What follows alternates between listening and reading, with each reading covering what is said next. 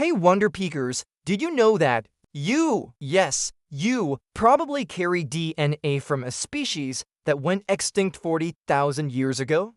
That's right, if your ancestry traces back to Europe or Asia, up to 2% of your DNA may have come from Neanderthals.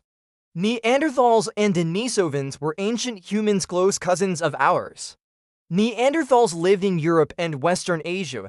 Denisovans lived further east. And if your background is Melanesian or Southeast Asian, you might also carry Denisovan DNA up to 6% in some populations.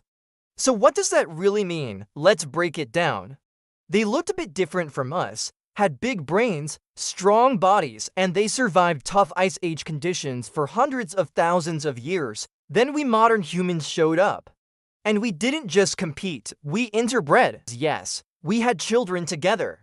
Real science, not sci-fi. How do we know? In 2012, a team led by Matthias Meyer and Svante Pääbo sequenced the entire genome of a Denisovan from a tiny finger bone found in a Siberian cave. It was published in Science, and it changed everything. Later, a 2014 paper in Nature Sankar Rarman et al. Mapped where Neanderthal genes still exist in modern people. They found that we all carry different pieces, so if we put everyone's DNA together, we could rebuild a big chunk of the Neanderthal genome. That's wild. But here's the real question. What does having Neanderthal or Denisovan DNA do? Does it affect how you look, feel, or think? Maybe just a little.